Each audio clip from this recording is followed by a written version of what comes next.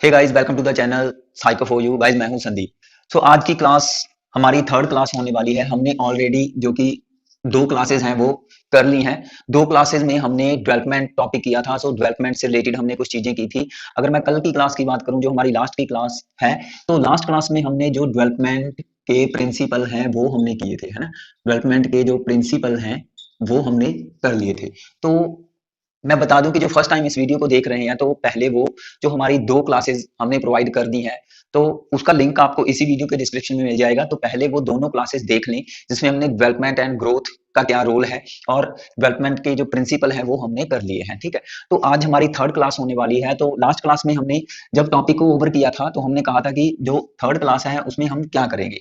आज की क्लास में हम करने वाले हैं जो फैक्टर हैं जो इफेक्ट करते हैं, जो फैक्टर्स इफेक्ट करते हैं किसको, डेवलपमेंट को। ठीक है, तो विकास को जो प्रभावित करने वाले कारक हैं, तो उसके बारे में आज हम यहाँ पे डिस्कस करेंगे चीजें। तो कॉन्सेप्ट को ध्यान से देखना, अच्छे तरीके से समझना, पूरा देखना, क्योंकि इसमें हम काफी चीजें करने वाले हैं। इसमें हम ये नहीं है कि सिर्फ फैक्टर की बात करेंगे, इसमें हम ये भी बात करेंगे कि कैसे कुछ आपको कीवर्ड प्रोवाइड करेंगे कि भाई वो अपनी कॉपी पे चीजें नोट कर लें, ताकि किस तरीके से अगर आपको क्वेश्चन देखने को मिले तो आपने कौन सा आंसर चूज करना है। ठीक है, ऐसे ही इसी में हम यहाँ पे करने वाले हैं नेचर और नर्चर कंट्रोवर्सी।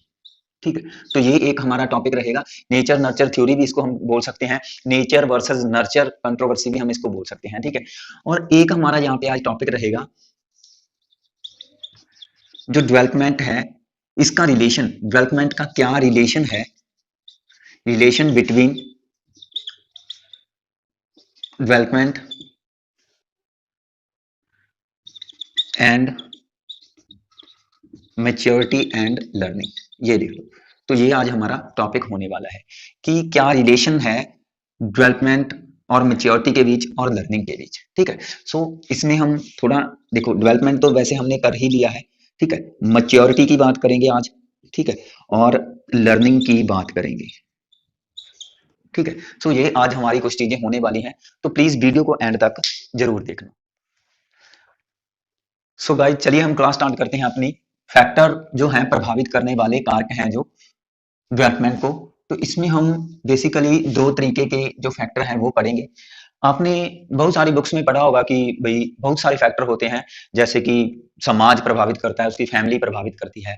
ठीक है, ऐसा नहीं है कि ये प्रभावित नहीं करते, लेकिन बुक्स में बहुत सारी चीजें बढ़ा चढ़ा करके दी होती है।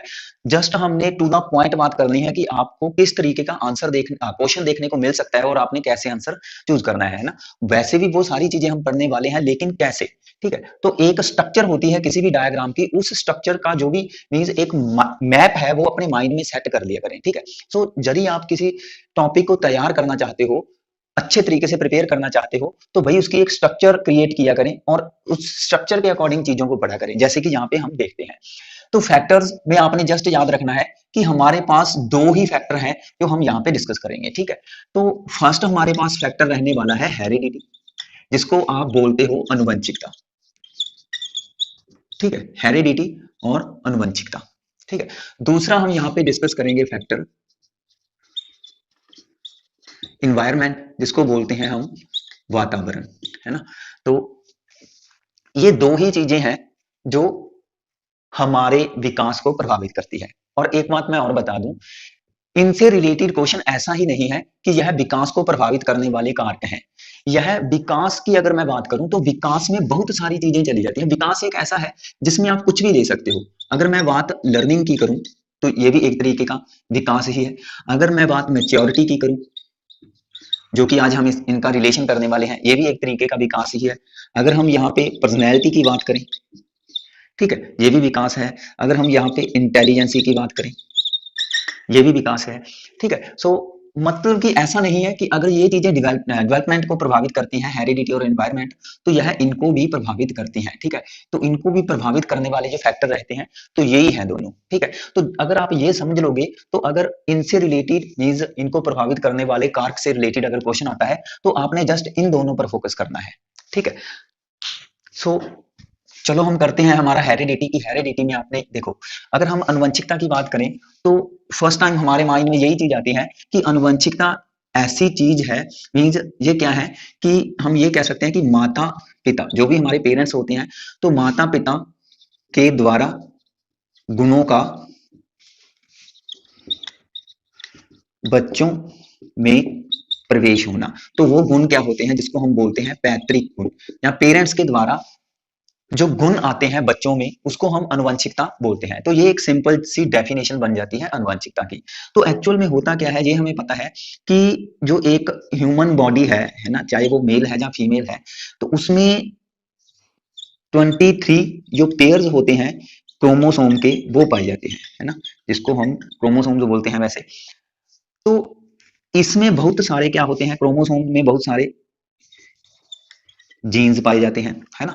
तो ये जीन्स में ही क्या है, गुण होते हैं, ठीक है, जहां हम कह सकते हैं जो कुछ लक्षण होते हैं जो माता पिता से बच्चों में मीन्स प्रवेश कर जाते हैं, ठीक है। सो ये 23 जो पेयर्स होते हैं, तो मैं इसमें बात कर लूं कि जो इनमें क्रोमोसोम में 23 में जो 22 पेयर्स होते हैं, ठीक है, इनको हम बोलते हैं ऑटोसोम्स, ठीक है। और जो हमारे पास देखो ये तो हो गए 22 पेयर्स, लेकिन जो हमारे पास इसको हम बोल सकते हैं 23वां, मतलब कि 23rd, ठीक है, 23वां जो पेयर होता है मीन्स जो कि लास्ट, इसको हम बोलते हैं क्रोमोसोम, ठीक है। सो इसमें ये मेल और फीमेल में, ये दोनों मेल और फीमेल की बात करें तो ये समान होते हैं, मेल और फीमेल में ये समान होते हैं। लेकिन अगर 23 में जोड़े की बात करें तो यह मेल और फीमेल इसमें अलग अलग होते हैं। तो मेल में इसको एक्स वाई के रूप में रखा जाता है और फीमेल में इसको एक्स एक्स के रूप में रखा जाता है। मीन्स इसमें जो सारे लक्षण आएंगे, गुण आएंगे, ये तो समान होते हैं मेल और फीमेल के। लेकिन एक जो 23rd, ठीक है, तो ये पेयर है, यही डिसाइड करता है कि जो बेबी जन्म लेगा वो लड़का होगा या लड़की होगी, ठीक है। सो ये 23वां जोड़ा आप याद रखोगे, यह लिंग का निर्धारण करता है, ठीक है। जो बच्चे का सेक्स है उसको यह क्या है बताता है, ठीक है, 23वां जोड़ा। तो इसकी स्टोरी वैसे आपको पता है। तो ये तो हो गई हमारी थोड़ा हेरिडिटी से रिलेटेड, तो यह तो साइंटिफिक नॉलेज है, ठीक है। तो ये चीजों के बारे में तो आप जानते ही हो। तो गाइज आगे हमारे पास कुछ हेरिडिटी को लेकर के कुछ पॉइंट है जो आपने याद रखने हैं, जस्ट हेरिडिटी को लेकर के, कि जब कभी भी बात आए इनबॉर्न स्किल की, ठीक है, मीन्स जन्मजात गुणों की, बच्चे के जन्मजात गुणों की, तो वो हेरिडिटी से रिलेट करते हैं, ठीक है। इंडिविजुअल डिफरेंसेस, इंडिविजुअल जो डिफरेंसेस होते हैं, ठीक है, व्यक्तिक भिन्नताएं, ठीक है, वह अनुवंशिकता के कारण ही पाई जाती हैं, ठीक है।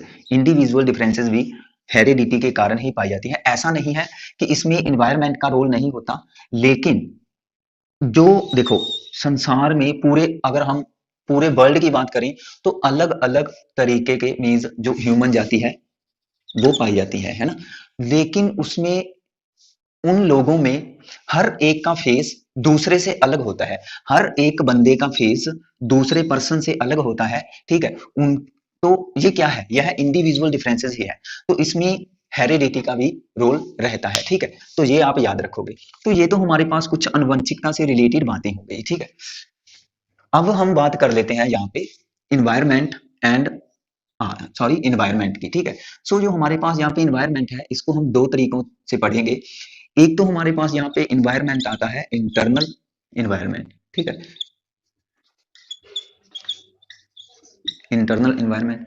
एक हम यहाँ पे पढ़ेंगे एक्सटर्नल इन्वायरमेंट, एक्सटर्नल इन्वायरमेंट, ठीक है। तो इंटरनल और एक्सटर्नल मींस आंतरिक और बाहरी, दो तरीके का इन्वायरमेंट हम यहाँ पे पढ़ने वाले हैं। अब इसका संबंध किससे है, तो अपने माइंड में ये बिठा करके रख लो कि इसका संबंध है जब, जस्ट इतना याद रखो, यह है हमारे पास प्री नेटल स्टेज, मीन्स जब बच्चा माँ के गर्भ में होता है तो उस टाइम पे इंटरनल इन्वायरमेंट का रोल होता है। अब जब बच्चा माँ के गर्भ में है तो उस टाइम पे बच्चे को इफेक्ट करने वाली जो कुछ चीजें होती हैं, ठीक है, जैसे कि बच्चे का जो माँ का इन्वायरमेंट है, माँ का इन्वायरमेंट, तो ये इफेक्ट करेगा कि वह किस तरीके के जो परिवेश है या वातावरण है उसमें रहती है माता। जैसे कि अगर कोई हम कह सकते हैं पोल्यूटेड एरिया है, ठीक है, उसमें ज्यादा पोल्यूशन है, ठीक है, तो हम कह सकते हैं कि उसका इफेक्ट बच्चे पर भी पड़ेगा, ठीक है। और इसमें हम ये भी ले सकते हैं माता का जो न्यूट्रिएंट्स हैं, कि जो भी उसमें माता जो पोषक तत्व खा रही है, ठीक है, मीन्स जो भी फूड मिल रहा है वो हेल्थी है या हेल्थी नहीं है, तो ऐसी चीजें भी क्या है उसको इफेक्ट कर सकती है। तो न्यूट्रिएंट्स का योगदान हमारे पास यहाँ पे ऐसे ही कुछ ऐसा होता है कि कुछ फैमिली में मीन्स जो माँ होती है या माता होती हैं, माताएं होती हैं, तो वह ड्रग्स वगैरह, है ना, तो ड्रग्स वगैरह या हम कह सकते हैं अल्कोहल या हम कह सकते हैं स्मोकिंग, तो अगर इनका यूज होता है ड्यूरिंग प्रेगनेंसी तो इसका भी इफेक्ट बच्चे पर पड़ेगा। तो ये चीजें मीन्स इंटरनल एनवायरनमेंट में आती है कि माँ के गर्भ में पलने वाले बेबी को किस तरीके से मीन्स इफेक्ट करने वाली चीजें मिल रही हैं, ठीक है, चाहे अगर न्यूट्रिएंट्स अच्छा है तो अच्छे तरीके से मीन्स जो भी बेबी है, ठीक है, उसका विकास होगा माँ के पेट में, लेकिन अगर न्यूट्रिएंट्स अनहेल्थी है तो फिर कहीं ना कहीं वो क्या है बैड इफेक्ट डालेगा, ठीक है। तो ये तो हो गया हमारे पास इंटरनल इन्वायरमेंट से रिलेटेड कुछ बातें। अब हम मेनली जो हमारे पास एक्सटर्नल इन्वायरमेंट है इसकी बात करेंगे, ठीक है, एक्सटर्नल इन्वायरमेंट। सो गाइज अगर हम यहाँ पे बात करें एक्सटर्नल इन्वायरमेंट की,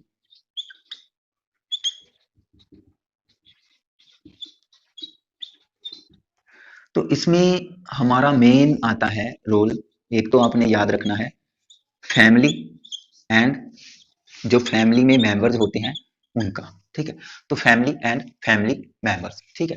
दूसरा इसमें आपने याद रखना है कि जो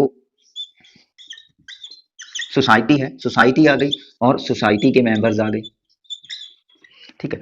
तीसरा इनका रोल रहता है जो स्कूल आ गया, है ना, जो स्कूल आ गया, स्कूल एंड अगर हम बात करें टीचर्स की, ठीक है, स्कूल है या टीचर्स हैं। फोर्थ इसमें हमारे पास हम ले सकते हैं कि जो कि बच्चे का एक ग्रुप होता है जिसको हम बोलते हैं पीर ग्रुप, मींस उसके सहपाठी या साथ खेलने वाले बच्चे हो सकते हैं या उसका फ्रेंड सर्कल इसमें आ सकता है, ठीक है।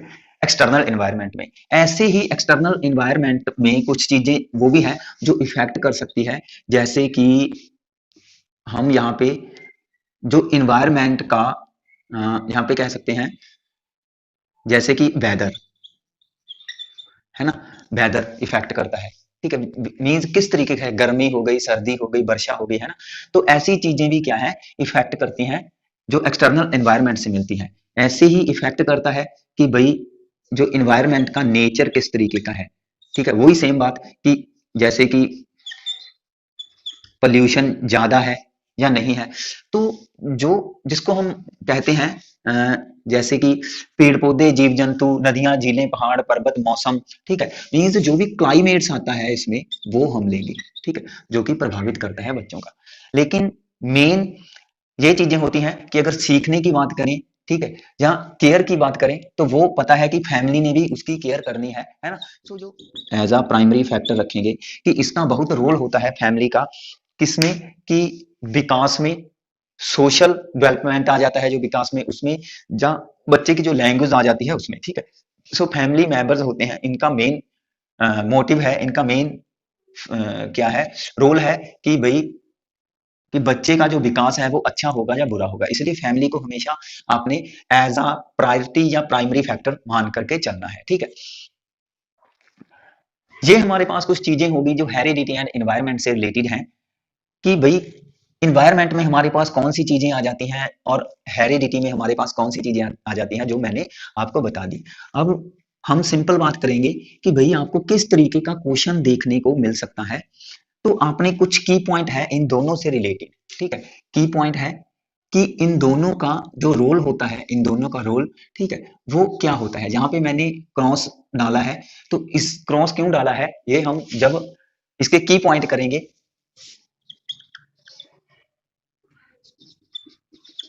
तब आपको पता चल जाएगा। ठीक है, इसमें फर्स्ट की पॉइंट आपने याद रखना है कि जो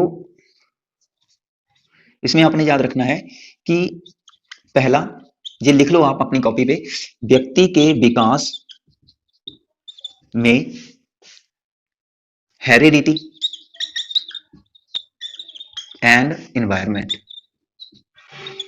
हेरिडिटी एंड एनवायरनमेंट का योगात्मक योगदान नहीं होता, बल्कि नहीं होता बल्कि गुणात्मक होता है। यह है हमारे पास पहला पॉइंट। ठीक है, ये आप अपनी कॉपी पे नोट कर लो कि व्यक्ति के विकास में जो हेरिडिटी और एनवायरनमेंट का योगदान है या इनका रोल है वो योगात्मक नहीं होता। ठीक है, वो क्या होता है, वो गुणात्मक होता है। तो इसलिए मैंने यहाँ पे ये क्रॉस लिया है, यह एक गुना का निशान है। ठीक है, मैथमेटिकल टर्म है यह एक, तो इसलिए मीन्स हमने इसको क्रॉस में लिया है। ठीक है, सो तो दूसरा पॉइंट हमारे पास ये आता है कि व्यक्ति व्यक्ति या व्यक्ति का विकास, ठीक है, व्यक्ति हेरिडिटी एंड एनवायरनमेंट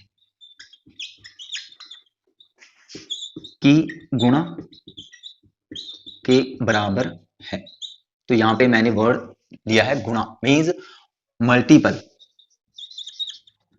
जहां इसको प्रोडक्ट भी यूज कर सकते हो आप, इसके लिए यह वर्ड भी रख सकते हो, प्रोडक्ट, प्रोडक्शन। ठीक है, मीन्स जो व्यक्ति है वह हेरिडिटी एंड एनवायरनमेंट की गुणा के बराबर है। ठीक है, न कि योग के बराबर। ठीक है, न कि योग के बराबर, जो इसी तरीके का ही पॉइंट है। ठीक है, थोड़ा बस क्या है कि इसको डिफाइन अलग तरीके से किया गया है, लेकिन दोनों में बात सेम ही है। इसमें भी हमने योगदान किसका, योगा का, योगात्मक का नहीं लिया, इसमें भी योग के बराबर इसको नहीं रखा।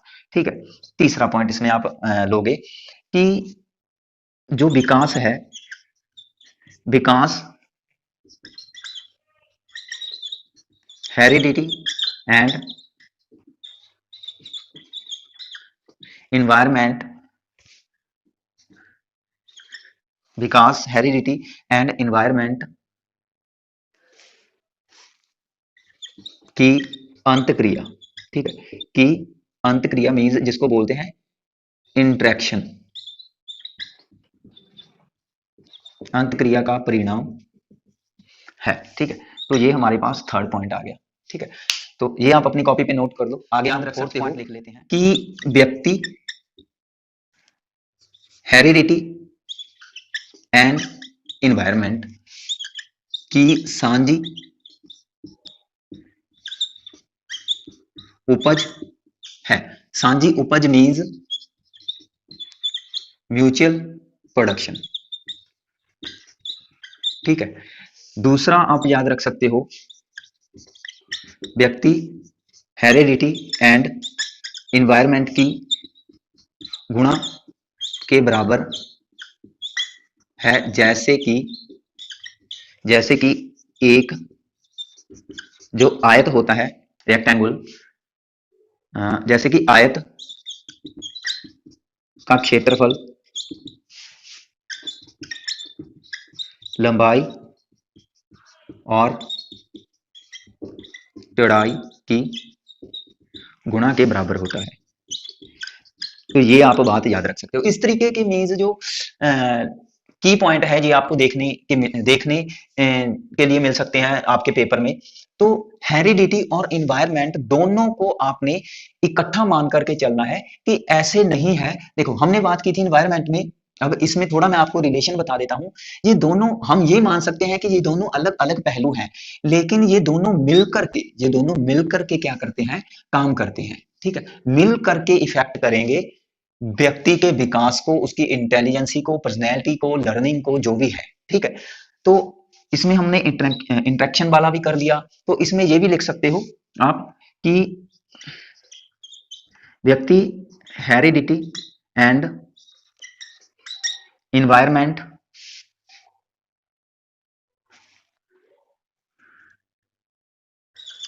की प्रोडक्शन या उत्पाद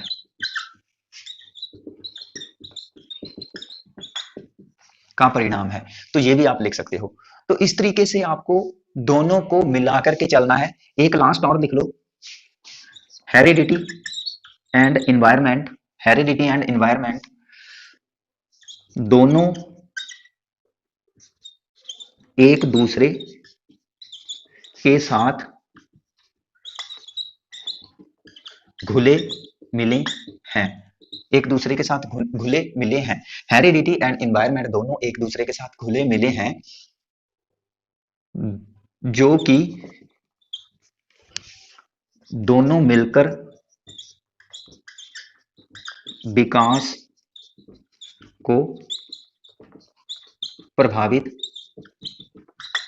करते हैं। ठीक है, तो ये आप लिख लेना अपनी कॉपी पे, जो भी की पॉइंट लिखवाए हैं मैंने, इनसे बाहर कुछ भी नहीं आएगा। अगर आप दोनों को प्रायोरिटी देते हो, जब मैंने आपको सी टेट के जो पेपर हैं, प्रीवियस पेपर 2018 का, 2019 का, ठीक है, 2000 हाँ 20 में तो हुआ ही नहीं, 2019 के मीन्स दोनों पेपर, टोटल 4 पेपर करवाए हैं, जैसे कि लेवल 1 और लेवल 2 जुलाई वाला, और लेवल 1 और लेवल 2 दिसंबर वाला। तो उसमें ऐसी चीजें आपको देखने को मिलेंगी। ठीक है, तो दोनों का इसमें आपने जोड़ नहीं लेना है। ठीक है, जोड़ नहीं लेना है, इसमें आपने दोनों की गुना लेनी है। ठीक है, जो मल्टीपल हो रहा है उसको आपने प्रेफर करना है। जो इन्वायरमेंट और हेरिडिटी को मल्टीपल के रूप में रखेंगे जिस ऑप्शन को, तो उसको आपने एज अ राइट आंसर मानना है। ठीक है, तो ये हमारे पास दोनों का जो रोल है वो हो गया। ठीक है, तो इन्वायरमेंट में उसका स्कूल, उसका उसकी फैमिली, उसकी सोसाइटी, ये चीजें प्रभावित करती हैं।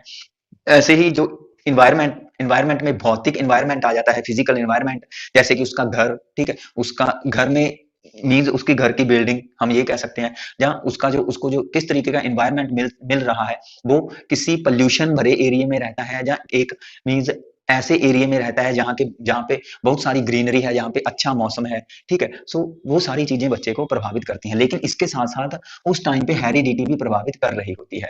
ठीक है, हेरिडिटी में कुछ चीजें मैं आपको और बता देता हूं जो कि हमें मिल सकती है देखने को, जैसे कि मैंने इनवॉरन स्केल आपको बताया था, ऐसे ही इसमें आप याद रख सकते हो आंखों का रंग। ठीक है, आंखों का रंग या स्किन कलर या body structure,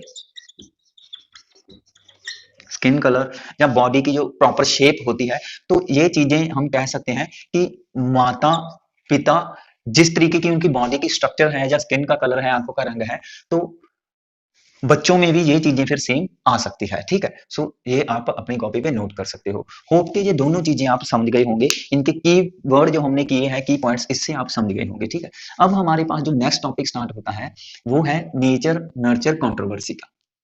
so guys, nature and nurture controversy.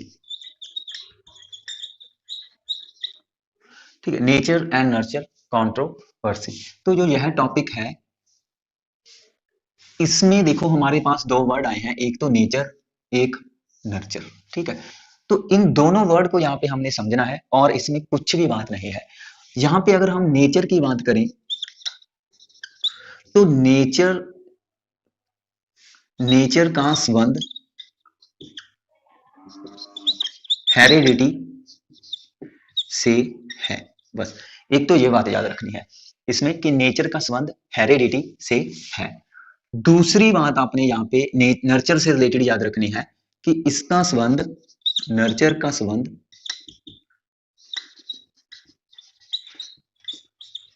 Environment से है। बस इस थ्योरी में ये दो ही बातें हैं कि नेचर को आपने हेरिडिटी मानना है और नर्चर को आपने इन्वायरमेंट मानना है। इसको बोलते हैं पालन पोषण विवाद, पालन पोषण विवाद। तो इसमें जो पोषण वर्ड है वो इन्वायरमेंट को रेफर करता है, और नेचर जो वर्ड है वो हेरिडिटी को रेफर करता है। ठीक है, सो ये दोनों चीजें आप याद रखोगे तो वही सेम कि नेचर कैसे प्रभावित कर रहा है, तो जिस तरीके से हेरिडिटी प्रभावित कर रही थी उसी तरीके से नेचर प्रभावित कर रहा है, और नर्चर में उसका इन्वायरमेंट आ जाता है। सो इन्वायरमेंट में अगर हमने अभी लिखा था एक्सटर्नल इन्वायरमेंट, इंटरनल इन्वायरमेंट, उसका जो फैमिली होगी, उसकी जो केयर किस तरीके से हो रही है, ठीक है, उसकी फैमिली होगी।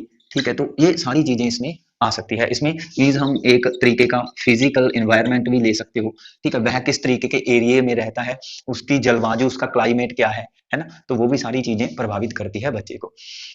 ये हमारे पास नेचर नर्चर थ्योरी है, जिसमें जस्ट इस तरीके से ही क्वेश्चन आता है कि भाई नेचर नर्चर थ्योरी में नर्चर का संबंध किससे है। तो इस तरीके से अगर आपको नर्चर के बारे में पता है तो इन्वायरमेंट लोगे, ठीक है। अगर कुछ इस तरीके से एक्सप्लेन किया होगा कि जैसे कि हम बात करें कि उन्होंने उन्होंने ये चीज लिख दी कि पीर ग्रुप्स, है ना। तो यह हमें पता है कि पीर ग्रुप किसका हिस्सा है, यह इन्वायरमेंट का हिस्सा है। तो ऑब्वियसली यदि यह इन्वायरमेंट का हिस्सा है तो यह पोषण का हिस्सा भी बन जाएगा, मीन्स नर्चर में भी यह चला जाएगा, ठीक है। सो इस तरीके से कई बार आ जाता है कि बच्चों पर पीर ग्रुप का इफेक्ट पड़ रहा है, ठीक है। तो पीर ग्रुप में जो पीर ग्रुप है यह किसका हिस्सा हो सकता है, इनसे रिलेटेड भी क्वेश्चन पूछ सकते हैं। तो अगर आपको इन्वायरमेंट के कीवर्ड, ठीक है, जो जैसे कि न्यूट्रिएंट्स हो गया, केयर हो गया, फैमिली होगी, फिजिकल एनवायरनमेंट, स्कूल हो गया, उसका नेबर हो गया, उसकी सोसाइटी होगी, कल्चर हो गया, रहन सहन हो गया, ठीक है। तो ये चीजें अगर आप अच्छी तरीके से समझते हो तो इसको इन्वायरमेंट में रखोगे और इन्वायरमेंट को किसके साथ जोड़ दोगे, नर्चर के साथ जोड़ दोगे। होप कि ये आप अच्छे से समझ गए होंगे। आगे हम हमारे पास जो लास्ट आता है इसमें, जो कि रिलेशन क्या है डेवलपमेंट का, मैच्योरिटी का और लर्निंग का, ठीक है, ये हम करेंगे। देखो मैं यहाँ पे लिख देता हूँ डेवलपमेंट। देखो डेवलपमेंट में हमने एक वर्ड किया था कि यह क्या है, चेंजेस है ना। कि जो भी परिवर्तन आ रहे हैं, चाहे वो फिजिकल हो, चाहे वो मेंटली हो, सोशली हो या इमोशनली हो, वो क्या है डेवलपमेंट में हम रखते हैं।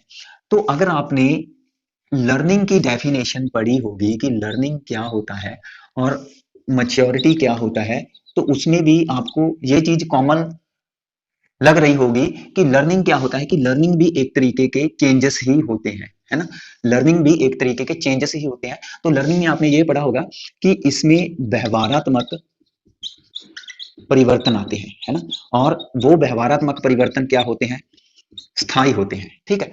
सो हम कह सकते हैं कि जो डेवलपमेंट में लर्निंग आती ही आती है। और ऐसे ही अगर मैं मैच्योरिटी की बात करूं, इसको हिंदी में बोलते हैं परिपक्वता, ठीक है। तो मैच्योरिटी में भी परिवर्तन ही आते हैं, ठीक है। मैच्योरिटी में भी दो तरीके के परिवर्तन आएंगे, फिजिकल और मेंटली, ठीक है, इसमें भी परिवर्तन आते हैं। तो क्या हम कह सकते हैं कि भाई लर्निंग और मैच्योरिटी दोनों क्या है, समान है। क्या हम ये चीज कह सकते हैं, मैं पूछ रहा हूं कि क्या हम कह सकते हैं। तो मैं बता दूं कि इसको हम समान नहीं मानेंगे, ठीक है। मैच्योरिटी और लर्निंग को समान नहीं मानेंगे। पहली बात ये चीज आप याद रख सकते हो, पहला पॉइंट कि डेवलपमेंट में मैच्योरिटी एंड लर्निंग शामिल हैं, ये हम कह सकते हैं। क्योंकि डेवलपमेंट तो ओवरऑल है ना। अभी मैंने आपको बताया है कि अगर जब बात डेवलपमेंट की आ गई, विकास की बात आ गई, तो अगर बच्चा सीख रहा है तो इट मींस विकास कर रहा है। अगर बच्चे में परिपक्वता आ रही है तो इट मींस वो विकास कर रहा है, ठीक है। सो मैच्योरिटी और लर्निंग दोनों एक हम कह सकते हैं हिस्से हैं डेवलपमेंट की, लेकिन ये दोनों समान नहीं है। वो कैसे नहीं है इसकी बात भी हम कर लेंगे। मैच्योरिटी, फर्स्ट ऑफ ऑल ये याद रखोगे कि जो मैच्योरिटी का सिद्धांत है, मैच्योरिटी का सिद्धांत, एक तो ये चीज आप नोट कर लो कि यह दिया था एर्नोल्ड गैसल ने, एर्नोल्ड गैसल मैच्योरिटी का सिद्धांत एर्नोल्ड गैसल ने दिया था, ठीक है। मैच्योरिटी एक तरीके का परिवर्तन है, लेकिन यह जो परिवर्तन है, यह जब किसी बच्चे में परिवर्तन, मैच्योरिटी हम किसको मानेंगे, जब किसी बच्चे में जो परिवर्तन है, जो चेंजेस आते हैं, वह ग्रोथ या हम कह सकते हैं न्यूट्रिएंट्स, ग्रोथ या न्यूट्रिएंट्स के द्वारा आए। जब परिवर्तन, जब चेंजेस ग्रोथ या न्यूट्रिएंट्स के द्वारा आए तो उसको हम मैच्योरिटी कहेंगे। तो यहां पे ये चीज क्लियर हो गई कि व्यवहारों में जो स्थायी परिवर्तन होते हैं उसको लर्निंग कहते हैं, लेकिन व्यवहारों में परिवर्तन तो मैच्योरिटी के द्वारा भी आ सकते हैं ना। तो फिर हम लर्निंग, किस चीज को लर्निंग मानेंगे, ठीक है, किस चीज को हम लर्निंग कहेंगे। तो यहाँ पे लर्निंग की बात ये भी लिख लो कि लर्निंग के लिए हमारे पास प्रैक्टिस का होना बहुत जरूरी है, मोटिवेशन का होना बहुत जरूरी है, एक्सपीरियंस का होना बहुत जरूरी है, ठीक है। किसी दूसरे व्यक्ति की हेल्प या जिसको हम बोलते हैं सपोर्ट, ठीक है, होना बहुत जरूरी है, ठीक है। लेकिन मैच्योरिटी के लिए ग्रोथ, न्यूट्रिएंट्स, या इसमें आप एक वर्ड और रख सकते हो केयर का होना, तो इसमें केयर का होना जरूरी है। तो ये चीजें इसमें आती हैं। तो ये अलग है एक दूसरे से। जैसे कि मैं एग्जाम्पल की बात कर लेता हूं, अगर मैं कहूं, दो चीजें ले लेते हैं, सिंपल से एग्जाम्पल ले लेते हैं यहाँ पे। अगर मैं कहूं कि यहाँ पे एक तो रख लेते हैं हम साइकिल का सीखना, दूसरा हम रख लेते हैं चलना सीखना, ठीक है, तीसरा हम रख लेते हैं रेंगना, और चौथा हम रख लेते हैं यहाँ पे स्विमिंग, मीन्स तैरना, ठीक है, स्विमिंग। तो अब इन चारों ऑप्शन में से साइकिल का सीखना, चलना सीखना, रेंगना और स्विमिंग मीन्स तैरना, तो इन चारों ऑप्शन में से आपको कौन सा सही लग रहा है, सॉरी मीन्स कौन सा आपको लर्निंग लग रहा है या कौन सा मैच्योरिटी, के बारे में सोचो और अपने माइंड में ही मीन्स देखो कि भाई कौन सा लर्निंग है और कौन सा मैच्योरिटी है, क्योंकि दोनों में जो डिफरेंस निकल रहे हैं वो मैंने आपको बता दिए। देखो, अगर मैं बात करूं यहाँ पे चलना सीखना की, ठीक है, इसको एक बार हम इरेज कर देते हैं। अगर मैं बात करूं यहाँ पे चलना सीखना की, तो देखो एक टाइम के साथ बच्चा चलने लग जाता है, एक टाइम के साथ बच्चा चलने लग जाता है, तो जरूरी नहीं है कि बच्चे को चलना सिखाने के लिए उसको किसी तरीके की प्रैक्टिस या मोटिवेशन या एक्सपीरियंस की जरूरत पड़ती है। अगर आप बच्चे को अच्छे तरीके से उसकी ग्रोथ हो रही है, उसको न्यूट्रिएंट्स प्रोवाइड कर रहे हो, उसकी केयर कर रहे हो, तो इट मीन्स वह चलने लग जाएगा, ठीक है। तो बच्चे को चलने के लिए सीखना नहीं पड़ता, इसलिए यह किस में आएगा, यह मेच्योरिटी में आएगा, ठीक है। तो इसी तरीके से रेंगना है, तो रेंगना भी किस में आएगा, मैच्योरिटी में आएगा।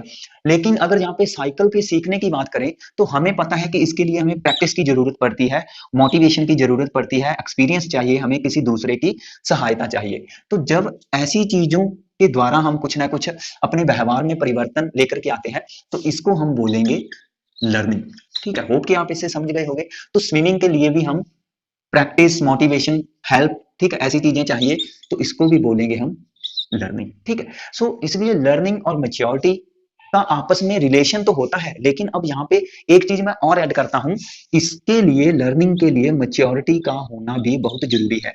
मैच्योरिटी का मतलब क्या है कि देखो, यदि मान लो कि यदि बच्चे के जो पैर हैं या टांगे हैं, उसका ही अच्छे तरीके से विकास नहीं हुआ, तो फिर वह चल ही नहीं पाएगा, तो वह चल नहीं पाएगा तो फिर साइकिल कहां से सीख लेगा, है ना। मतलब कि यदि वो ये चीज उसमें आ गई, तो चलना जब वह सीख लिया, फिर ही वह मीन्स साइकिल चलाना सीख पाएगा ना। तो ये चीज तो आप समझ सकते हो कि भाई मैच्योरिटी में फिजिकल चेंजेस आने बहुत जरूरी हैं, ठीक है। तो इन दोनों का रिलेशन आप समझ गए होंगे, और इन दोनों के में जो अंतर है वो भी आप समझ गए होंगे।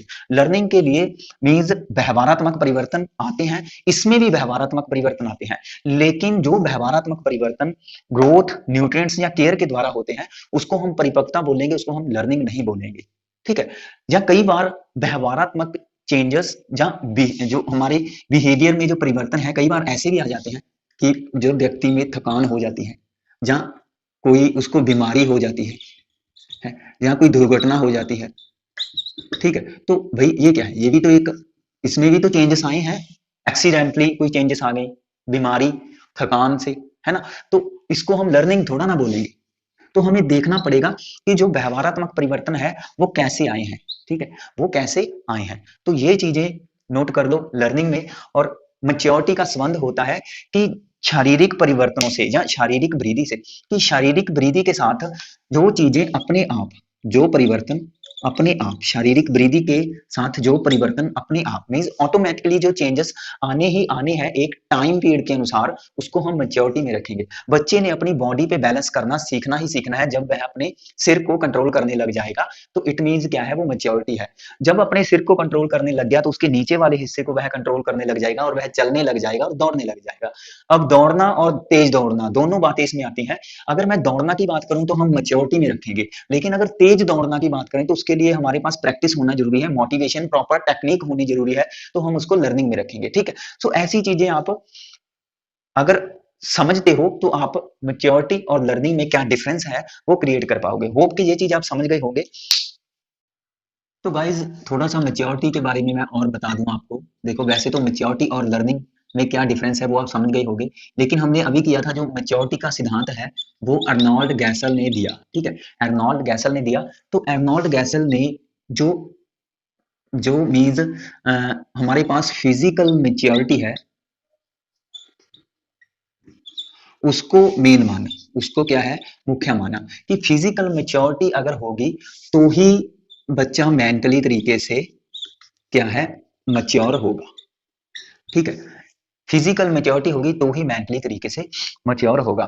जैसे कि अगर बच्चे का ब्रेन प्रॉपर तरीके से, उसकी जो ब्रेन है उसकी स्ट्रक्चर प्रॉपर तरीके से बन गई है, ब्रेन मीन्स हम कह सकते हैं कि यह बॉडी का पार्ट है। ठीक है, अगर ये अच्छे तरीके से बन गया है तो फिर ही वह क्या है, अपने माइंड का यूज कर पाएगा। तो ब्रेन और माइंड दोनों अलग अलग चीजें हैं। ठीक है, ब्रेन बॉडी का पार्ट है, यह बॉडी का पार्ट नहीं है।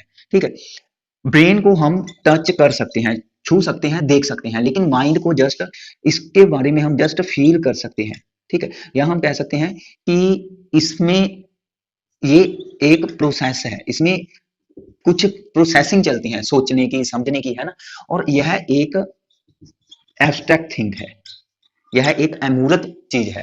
ठीक है, इसकी प्रॉपर शेप नहीं है माइंड की, लेकिन इसकी प्रॉपर शेप हम देख सकते हैं। जैसे कि ब्रेन हमारा एक मस्तिष्क है।